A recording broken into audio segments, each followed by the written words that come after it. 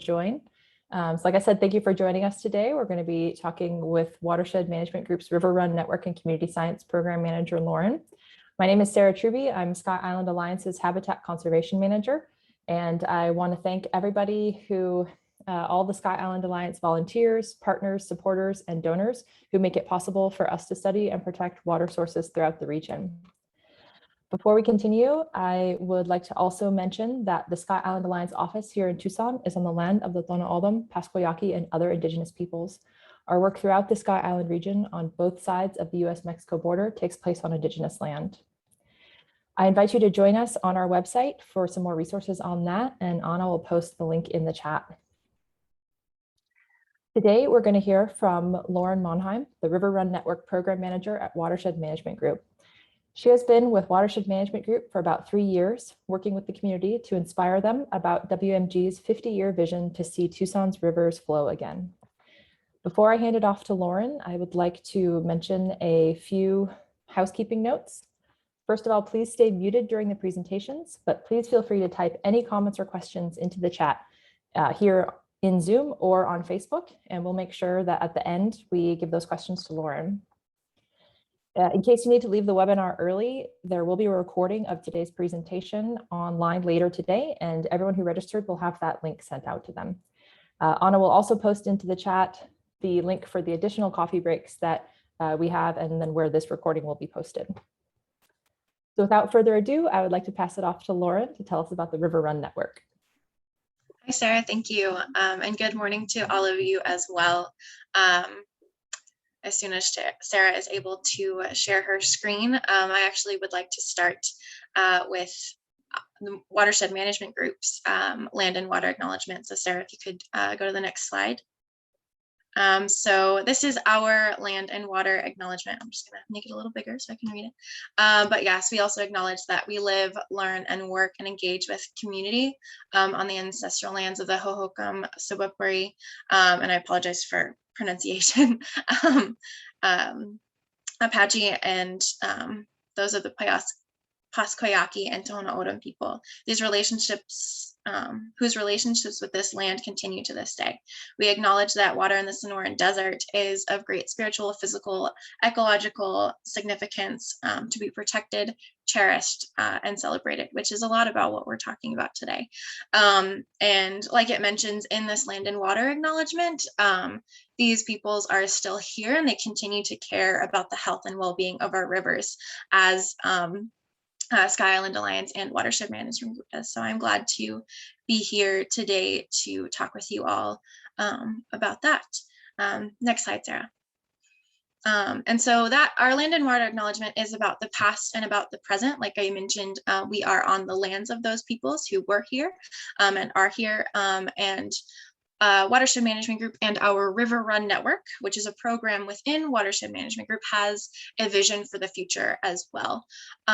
So just to give you all a bit of a visual of our 50-year vision, in 2065, so this is our 50-year vision. In 2065, the Santa Cruz River, the Rito River, and their tributaries are a cooling ribbon of green that's central to the city's economy, culture, and livability. The mesquite forest lining the banks of our creeks and rivers is as large as it's ever been, with functional floodplains that make up expansive green infrastructure network harvesting stormwater and floodwaters. The rivers are once again places for the community to play, wade, and swim and refresh under the shade of mesquite and cottonwood trees. The stretches of the Sabino, the Cienega, Tincaverdi Creeks, and the Rito and Santa Cruz Rivers flow year-round, supported by a healthy groundwater aquifer, and the waterways are connected with stream sections that flow seasonally, linking populations of Gila top minnow, longfin dace, and native fish and wildlife. And so that's just really our vision. And to give you a little bit of a visual for that, you can go to the next slide, Sarah. This is a depiction from a local artist here in Tucson. His name is Dennis Caldwell. He's just done an incredible job, and this is one of the visions that he's done for us. And if anybody, we mentioned that there's lots of people here on the call today from Tucson. So this is Craycraft, the bridge that runs along the Rito River. So the Rito River is kind of, you guys can't see my mouse, but it's at the foreground of the photo, and it's connected by, excuse me, by the Tanque Verde, which is kind of on the back left side, and then the Pantano, which is on the back right side of this photo. And so this is the confluence of those rivers coming together, and this is our 50-year vision. You can see that there's kind of in the foreground, there's a little beaver dam, which is super exciting and very cute to see. But this is our hope for our rivers, is that we have perennial or seasonal flow where there used to be. And the way that we are able to do that, next slide, Sarah, and the way that we have engaged our community with this is through our River Run Network. Our River Run Network started in 2016, and now in 2021 has over 2,000 members within Tucson and outside of that as well, some in the Mexico area and all around the United States. As well. So the River Run Network is a group of people working together to restore Tucson's heritage of flowing creeks and rivers, which means, like I mentioned, restoring the Santa Cruz River and its tributaries. So all throughout the city, and we're hoping to reach beyond that as well, because this mission is not just about Tucson, but about all of Southern Arizona and beyond. So within the River Run Network, like I'm going to chat about today, is a special subset of committed volunteers called our Flow 365 community monitors. So you can go to the next slide, Sarah. And they play a really important role in understanding what's happening in our rivers so that we are able to get to this 50-year vision. Without them, we would have no idea what's going on in our river system. And these volunteers are just incredible at capturing what's happening at different stations along our rivers. So they establish a baseline for flow data for different streams and reaches along the Tucson Basin. And I'll show you guys a map of that later where all of our sites are. And they help us to better understand shallow groundwater areas and connection to groundwater and our surface flow. So you guys can see in these photos here, these were captured by, and this is an actual monitor. I took a photo of her at our site visit to be able to depict really what they do. So they go out and they take photos of different spaces that they are, that they choose, that they're kind of assigned to using Water Reporter, which is that little photo on the bottom right there. And that's their logo. And so they also help determine the impact of conservation, recharge, and our restoration projects for specific stream reaches as well. And I'll share some of the data that they've been collecting later in this presentation. So you can go to the next slide, Sarah. Not only do we collect this data, but there's other organizations that are starting to collect this data as well. So we are aware of like Pima County Alert and the USGS stream gauges along our rivers, which are a very useful tool. And we use them for quality assessment and quality control in our data monitoring. So we're human and we all make mistakes. And so we definitely use the data that they have to help us understand fully what's going on in our rivers. But our Flow 365 monitoring station, so where people are capturing the data that we're using, is actually in between these stream gauges. So we're capturing data that they may not be seeing from these stream gauges, which is a really cool part of our program. And these stream gauges, we've noticed, don't pick up smaller flows or lighter flows, which I'll talk about a little bit later and show some pictures of. And so we're noticing that even though they are capturing like the giant flood flows that you hopefully have seen throughout this monsoon season or got to experience safely, they aren't necessarily capturing the lower flows, so that I'll talk a little bit about later. So anything that's like ponding in those areas, or just like a light low flow in that area, these stream gauges might not be able to pick up, but with the human eye we can see them, and we're capturing that data through photos and through numbers. Next slide, Sarah. And so this is kind of a little bit more about the types of flow that we're capturing. So, and just a little bit of vocabulary for you all. So storm flows or ephemeral flows are flows only in response to precipitation or rainfall. Seasonal flows or intermittent flows, they flow seasonally in response to upstream flows or seasonal fluctuations in groundwater. An example of that would be the Middle Tanqueverde and Lower Sabino Creek, which I'll show you all photos of later. This is a photo of the Santa Cruz, where the Heritage Project, so that flows using effluent dependent flow, which is our last one on the list, which is flow due only to the input of effluent flow or recycled water. And then year-round flow, going back up one because I skipped it. Year-round flow, or what we also call perennial flow, is flow all over, flow all or the majority of the year, and it's really based on groundwater. An example of that would be the Cienega Creek in some areas, Lower Sabino Creek, and then the Santa Cruz River near Martinez Hill. Next slide. And data that we are hoping to capture through our Flow 365 monitoring program includes all of those things, excluding, it looks like we don't have the effluent flow on here. However, we do monitor that as well.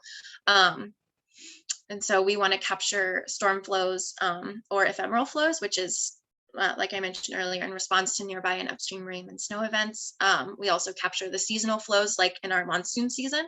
So we are using this data to capture the total number of days of consecutive flow, and I'll give you some of those numbers later. And ideally, the first day of flow and the last day of flow. So we can really see, our monitors are really good at capturing like consecutive flows in the sense of when it started, if they're able to be out at their sites when flow is starting. So they do that by looking at rain and just kind of making sure that they're looking at the weather and outside and seeing what could be possible in their stream sheds or at their sites. And then year-round flow or perennial flow. And with that, they record changes in flow amounts. So perennial flow is this stretch of river that they're monitoring is flowing all the time, but they're capturing not only the fact that there's water there, but how much and how that changes throughout the year, as well as the extent of flow. So how far down does it go? Where does it stop? Things like that. So next slide. And so this is a little bit of a sneak peek of our training. So these are the actual numbers that our monitors would use. So like I mentioned, they are monitoring whether there's flow as well as how much flow there is. So for example, these stream gauges that I mentioned from the USGS earlier may not catch 1 through 3, and they may not even catch 4, and sometimes not even 5. And so that's really where our data becomes very important, because we have eyes on the ground people who are able to say, like, nope, I got a picture of it, there's flow there, even if the stream gauge didn't pick it up because it was too light or whatever the reason would be for it not catching. So this data is really cool to be able to capture with our monitors. And I'll show you guys, I think the next few slides are some pictures of examples of these different flow statuses. So Sarah, if you want to go to the next slide. So this is an example of no flow, which is hopefully very self-explanatory. You can see that there's no water, it's pretty dry. And then the next one is an example of ponding, which means that like there's water present, right? Which is very cool to see. This kind of happens after rains have come and gone and the flow has kind of stopped, but there's still water there. It's just not connected. So you see that these two ponds, one in the foreground and one in the background, don't have anything in between them. Like they're not connected at all by water, but they're still there, which is very cool. The next slide. So this is a trickle, and so this could be to it is very variable, but these are just general examples. So this is kind of slower moving water, very shallow, in comparison to the next slide, which is low flow, which could be a little bit more of a faster flow and more consistent flow throughout that area. And so you can kind of see also that the banks aren't being reached of this little flow pond right here. It's not coming up past the rocks or going towards the vegetation, but there is still water there and it is flowing consistently versus having ponding, which is just standing water. You can go to the next slide. Then we have examples of moderate flow, which this is just a beautiful example of, yeah, so you can see that there's a lot more water in it than there would be if there was low flow, and it's consistently flowing through the area. So, and then the next slide. And then high flow and flood flow, which would be the next one, can be very similar, but this flow right here that you can see has kind of reached its banks. It's right at the edge of that vegetation, and this is actually a place that flows perennially. At least in the foreground, these are two streams kind of connecting together, and so the foreground flows perennially, whereas the background flows seasonally. And so it's very cool to be able to capture this photo of them coming together at the confluence of this area. And you can see that with all of that water coming through, it's definitely at a high flow level. And then flood flow, which is the next slide. Yes, thank you, Sarah. This is kind of when our monitors are seeing water coming over the banks of the area where it's normally flowing. You guys can see that the grasses are covered in water, and there are tree bases that are being that water is flowing through and past, and kind of drowning out a little bit. And so this would be an example of flood flow.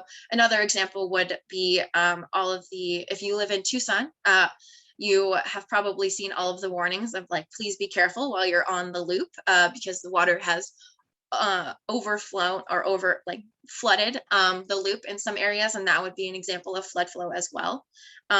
So these are definitely really, really cool to see, but also could be very unsafe as well. So it was great to be able to capture some of those things over this monsoon season.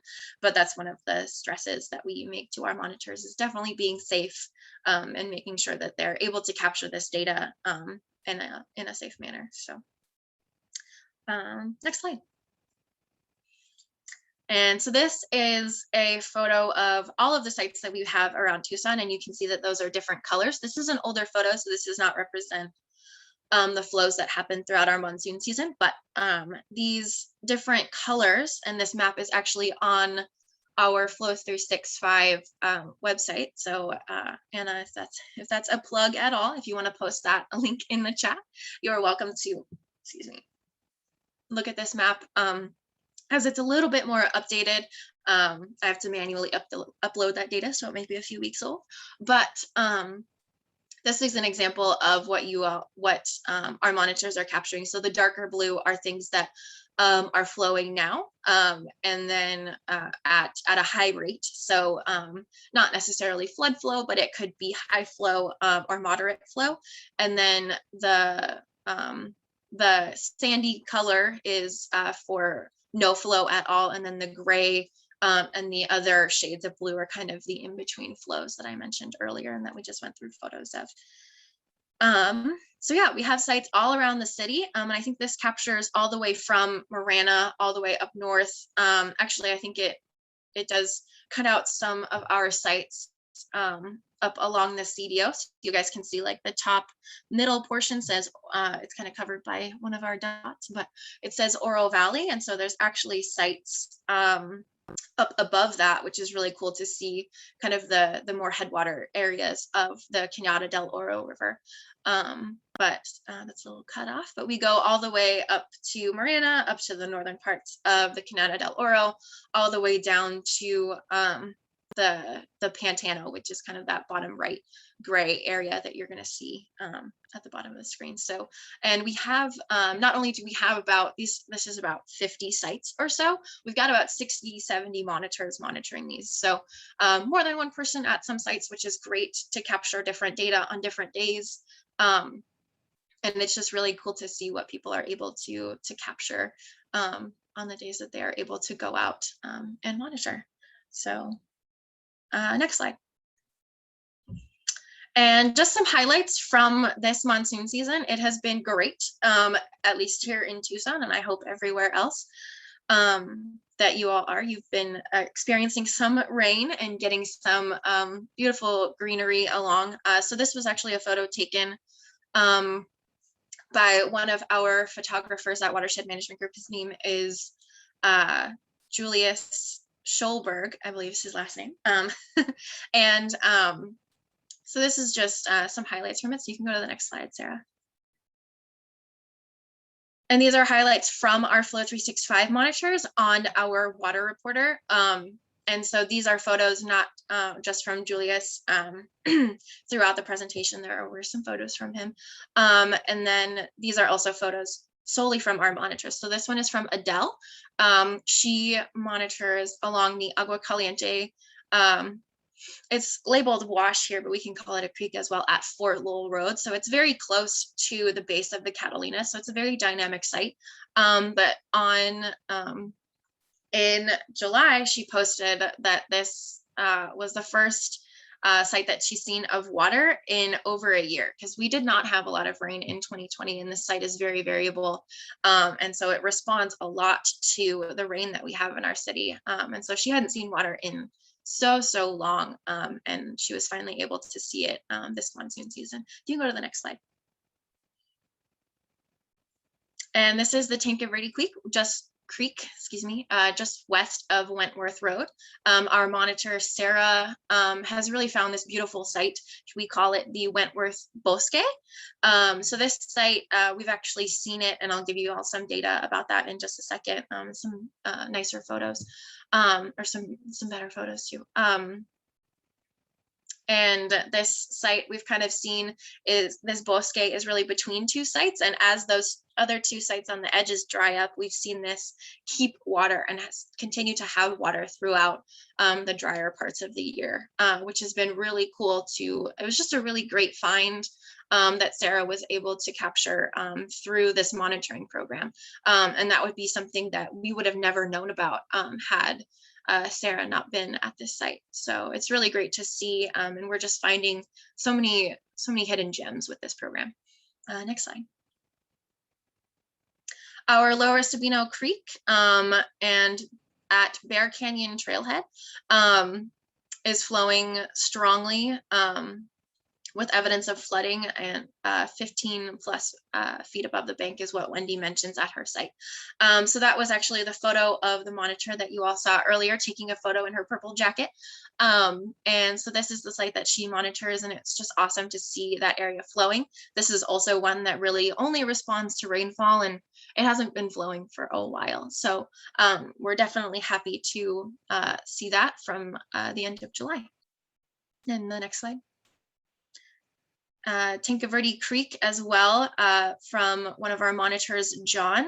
This site doesn't flow very often. I think we hadn't seen flow for almost 2 years at this site before John captured this on July 25th. So very happy to be able to see that. And again, just something that this is very low flow, so it may not have been picked up by any of the other stream gauges that are before and after it. So awesome to be able to see that John was able to capture this flow. And you can see all of the green that has come from this flowing water. It's just beautiful and green in that photo. Next slide. And another one from Tinka Verde Creek, also from John. So I think this is, so it was flowing again the next day that John went out, and it has more flow than you can see from that other photo just before it. So which is awesome to see. We got lots of rain in the Pantano during that time. So it does not have a date on it, unfortunately, but it was just really cool to be able to see the site that hadn't been flowing for over a year really come back with life and with water in it. So next slide. Along the Pantano as well, Susan says that it's flowing like a real river this morning in her post at the end of July. And so this is just an example of kind of one of the areas that's like within the city. A lot of them, most of them are within the city, but this you can see like the bridge and the loop, and it's surrounded by cars and buildings and stuff, but it's still just a beautiful sight to see all the river flow, all of the water flowing through our rivers in Tucson. And so this is definitely an example of very high flow. It's almost reaching the top of the loop up there, as you can see. So just a great capture by Susan of the Pantano River. Next slide.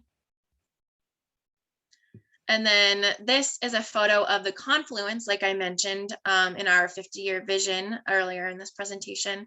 So you guys can kind of see, it might be a little difficult in this photo, but these two flows are coming together at the foreground of this photo. And in the background, you guys can kind of see that they even have a different color to them. And so in the foreground, this is like the Tanque Verde, and in the background, we have the Pantano, and they're converging together.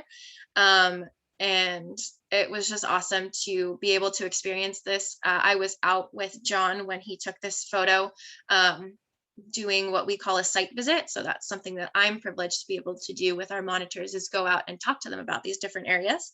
And so this was very cool to be able to see just these two rivers flowing and coming together into the Rito River. And yeah, it was just a very cool sight. Next slide. Yeah, this is this is another post at the same area from one of our monitors named Mike, and he just says, "This is wild. Almost all the floodplain between the Pantano and Tanque Verde channels west of Craycraft Bridge have been washed away." And so he just really means that those rivers are really coming together, and it's just really cool to be able to see that happening. So. And next slide. Another post from Mike. I love this photo because it really shows like the beautiful water in the background, and it's a really good depiction of what's happening in our river at that time, with a slow meander. So that really means that our rivers are flowing just gently through that space, and just all the beautiful water that's in the background is great. So. And up in the Cañada del Oro, which is farther up north in our city, this area doesn't flow very often either. So Maria, it was great to have her be able to capture this flow up there. It's just a little bit of flow, and you can see the Catalina Mountains in the background, which is where this water is coming from. And so it's awesome to have it be flowing down that far, to be able to see it along First Avenue up in Oro Valley. Next slide. And so these are the data points that our monitors have captured. So the site that I've talked most about today, which is the Rito River, or the confluence of that at Craycraft, excuse me. In this year so far, we've captured 65 days of flow, which has been incredible. And I'll do a little bit of a comparison to other years in a bit, but along other stretches of our rivers, you can go to the next slide, Sarah. Oh yes, so our Flow 365 data that people have been capturing really shows points of progress. So we've captured data that tells us what's happening, and we've seen changes and progress and positive happenings in our rivers since we started this program in late 2017. So next slide. So with that, our data, Lower Sabino Creek, since we've started that, so we have seen perennial flow, which is year-round flow in that area since 2016. So we piloted the Flow 365 program and we started monitoring in that area, and we've seen consistent flow for 5 years now, which is incredible to be able to see. So this is that area. Next slide. Another great place that I mentioned, which is the Bosque that I mentioned earlier, does have seasonal flows. So we found out about this site in 2019 because of our monitor, Sarah, who is pictured here with her daughter. And it flowed from the winter of about 2018 or so, so December to June of 2019 with the flows that we had in 2019. And that was incredible because it was in between our winter rains and our monsoon rains, and it continued through June with our 2019 monsoon. And then we also saw it flowing from March to July in 2020, which was incredible because we had little to no rain in that time frame. And because our monsoon in 2020 was just so dry. But it was awesome to be able to capture that data and to see that it was flowing and that there was water. And we also have captured it so far in July and August, and I believe it continues to flow through today at that site. Next slide. So not only, these are more photos of that area. So not only were we really able to discover this spot, but Julius, our photographer, was able to get out, and that's him next to this giant cottonwood right there on the right. So you can just see how beautiful this riparian area is and how much it's flourishing because of the water that's there. And so we continue to monitor this site and really are seeing what's happening. And this little photo that is very zoomed in on the water on the left is actually, we tried to get some photos of fish that we found in that area in one of the site visits that we did. So it was really cool to be able to see fish in that area that are really flourishing. Unfortunately, it does dry up every once in a while, so I'm not totally sure that those fish are still there, but it was awesome to be able to see the possibilities that are there for that site. Next slide. And I believe this is the last slide that we've got. So in Lower Tincaverdi and the Upper Rito, this is the confluence, another photo of the confluence, like we've mentioned, usually pretty much seasonal flows. In 2019, we had 50 days of consecutive flows, which is a record for this area that we have not been able to see since before that or since then. Consecutively anyway. So this was 50 consecutive days of flow in 2019 through the winter and the spring. In 2020, with the lack of rains that we had 21 days of consecutive flow. And so far, like I've mentioned, in 2021, we've had 65 days of flow, which is awesome. Not all of that has been consecutive. We have not been able to gather that data quite yet, but we have had at least a few days of consecutive flow with all the rains that we've been having. So that data is soon to come and soon to be available to the public, and all of our data is being analyzed and is available to the public. And we are getting ready to be able to release that soon, which is very exciting. And I believe that's it.